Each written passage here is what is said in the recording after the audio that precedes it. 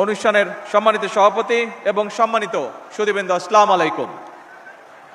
আগামী দুদিন পরে আগামী 25শে মে বাংলাদেশের মহান জনগণের পরম প্রিয়জন আমাদের জাতীয় কবি কাজী নজরুল ইসলামের 127তম জন্মবার্ষিকী। তার চির অম্লান স্মৃতির প্রতি জানাই গভীর শ্রদ্ধা এবং ভালোবাসা। কৃতজ্ঞতার সঙ্গে তাকে স্মরণ করছি, আমি তার মাগফিরাত কামনা করছি।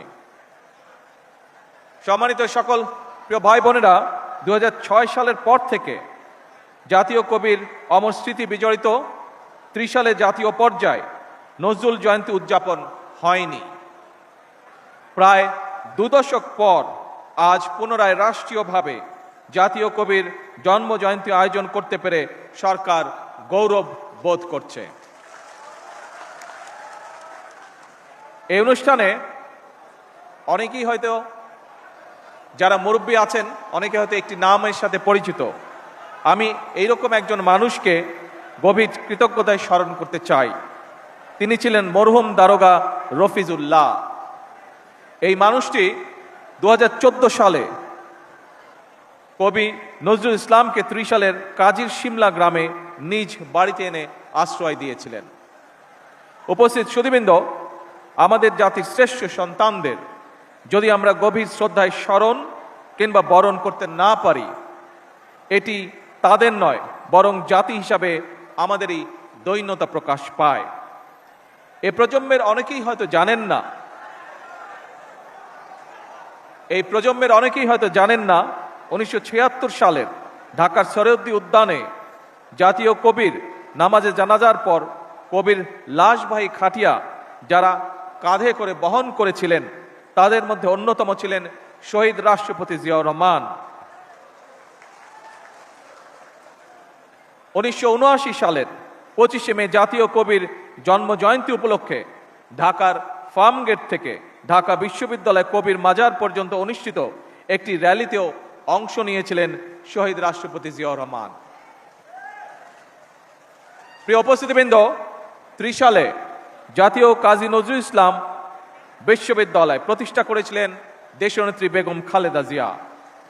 এভাবে জাতির কবির প্রতি সর্বোচ্চ শ্রদ্ধা এবং সম্মান প্রদর্শনের মাধ্যমে প্রমাণিত হয়েছে, কাউকে সম্মান জানালে নিজের সম্মান নষ্ট হয় না, বরং বিনয় মানুষকে মহিমান্বিত করে।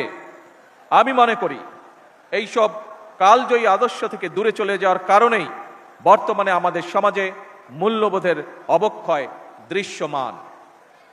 সম্মানিত সুধীবৃন্দ, আমাদের জাতীয় ইতিহাসে অবিস্মরণীয় নাম কাজী নজরুল ইসলাম। পরাধীন, পর্যুদস্ত, পরাভূত জাতির ভাগ্য আকাশে তার আবির্ভাব ছিল আলোকবর্তিকার মতন।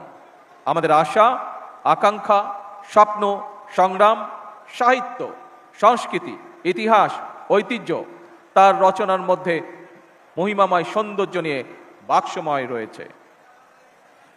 বিপ্লব, বিদ্রোহ কিংবা রণসঙ্গীত, ইসলামী তাহবিজ, তমুদ্দন কিংবা ইসলামী মূল্যবোধের গান, অথবা ভজন, কীর্তন কিংবা শ্যামা সঙ্গীত, প্রেম প্রকৃতি কিংবা মানবিক মূল্যবোধ, কৈশোরের আনন্দ কিংবা যৌবনের উন্মাদনা, প্রতিটি ক্ষেত্রেই নজরুল ইসলাম আমাদের শুদ্ধ প্রকাশ। কাজী নজরুল ইসলাম মানেই বাংলা সাহিত্যে এক নতুন ভোরের উদয়, বাংলা সাহিত্যের এক নতুন রুচির বিপ্লব। তিনি কবিতায় এনেছেন যুদ্ধের গর্জন, কণ্ঠে তুলে নিয়েছেন রাষ্ট্রীয় এবং আত্মিক স্বাধীনতার বজ্র নিদাত। তিনি ছিলেন নারী অধিকারী, মেহনতি মানুষের কল্যাণ আর অসাম্প্রদায়িক বিশ্ব মানবতার এক অনন্য ফেরিওয়ালা। এই মহাকবি বাংলাদেশের অবমানকালের সংস্কৃতির চিরযৌবনের প্রতীক। আমাদের হৃদয় জাগরুক হয়ে আছেন, ইনশাল্লাহ থাকবেন। সকল সম্মানিত উপস্থিতিবৃন্দ, দীর্ঘদিনের ফ্যাসিবাদী শাসন শুধুমাত্র দেশের মানুষের অধিকার আর দেশের অর্থ সম্পত্তি লুট করেনি, বিচার বিভাগ সহ দেশের সমস্ত প্রতিষ্ঠানগুলোকে ধ্বংস করে দিয়েছে। সবচেয়ে যেটি বড় ক্ষতি হয়েছে, বিশেষ করে বিতাড়িত ফ্যাসিবাদের সময় মানবতা মানবিকতা এবং দেশের আবহমান কালের ধর্মীয় সামাজিক মূল্যবোধগুলোকে একেবারেই বিনষ্ট করে দেওয়া হয়েছে। ঢাকার মিরপুরে একটি নিষ্পাপ মেয়ের নির্মম মৃত্যুর মাধ্যমে মানুষের মানবিক মূল্যবোধের চূড়ান্ত অবক্ষয়ের চূড়ান্ত প্রমাণ মিলেছে। প্রিয় উপস্থিতিবৃন্দ, প্রিয় ভাই বোনেরা, এ বিষয়ে একটি কথা আজকের এই অনুষ্ঠানে আমি পরিষ্কারভাবে আপনাদের সামনে তুলে ধরতে চাই। এই ধরনের শিশু নির্যাতন বা নারী নির্যাতন বর্তমান সরকার কোনোভাবেই মেনে নিবে না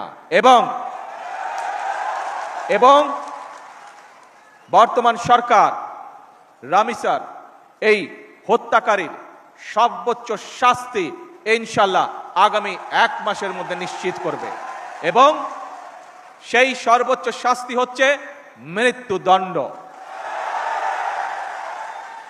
যাতে করে ভবিষ্যতে আর কোনো ব্যক্তি মানুষ এইভাবে শিশু বা নারী নির্যাতন করার সাহস না পায়। উপস্থিত সম্মানিত সকল উপস্থিতিবৃন্দ, একটি নিরাপদ মানবিক রাষ্ট্র এবং সমাজ প্রতিষ্ঠা করতে হলে আমাদেরকে আইনের শাসন প্রতিষ্ঠা করতেই হবে। রাজনৈতিক সংস্কৃতির পরিবর্তন ঘটাতে হবে। একই সঙ্গে আমাদের জাতীয় জীবনে পুনরায় বাংলাদেশের আবহমান কালের ধর্মীয়, সামাজিক, সাংস্কৃতিক মূল্যবোধের পুনর্জীবন ঘটাতে হবে। এক্ষেত্রেও কবি কাজী নজরুল ইসলামের জীবন এবং কর্ম আমাদের জন্য প্রাসঙ্গিক। সম্মানিত সুধীবৃন্দ, কবি নজরুলের জীবন এবং কর্ম বিশ্ব সাহিত্য দরবারে আরো বেশি ছড়িয়ে দেওয়া প্রয়োজন। তার জীবনবোধ, তার জীবন দর্শন প্রজন্মের পর প্রজন্ম পৌঁছে দিতে হবে। এরই অংশ হিসাবে আমাদের জাতীয় কবির স্মৃতি বিজড়িত ত্রিশালকে নজরুল স্মৃতি হিসাবে ঘোষণা করা যায় কিনা এর ব্যাপারে সম্ভাব্যতা যাচাইয়ের জন্য আমি সংস্কৃতি মন্ত্রণালয় এবং পর্যটন বিভাগের প্রতি আহ্বান জানাবো। উপস্থিত সুধীবৃন্দ, উপস্থিত ভাই বোনেরা, বাংলাদেশ ও কাজী নজরুল ইসলাম এক অবিভাজ্য সত্তা। তিনি আমাদের জাতীয় সত্তার সার্থক প্রতিনিধি, আমাদের জাতীয় চেতনার প্রতীক, আমাদের জাতীয়তাবাদের প্রতীকীর। জাতীয় কবির জন্মদিনে আমরা অন্যায়, অবিচার, ক্ষুধা, দারিদ্র্য ও বিপদের গ্লানি মুছে ফেলি। সবার আগে বাংলাদেশকে ধারণ করি। একটি সমৃদ্ধ, স্বনির্ভর, গণতান্ত্রিক বাংলাদেশের জন্য নিজেদের নিবেদিত করার প্রত্যয়ে আমি কবি নজরুল ইসলামের জন্ম জয়ন্তীর 3 দিনব্যাপী উৎসবের শুভ উদ্বোধন ঘোষণা করছি।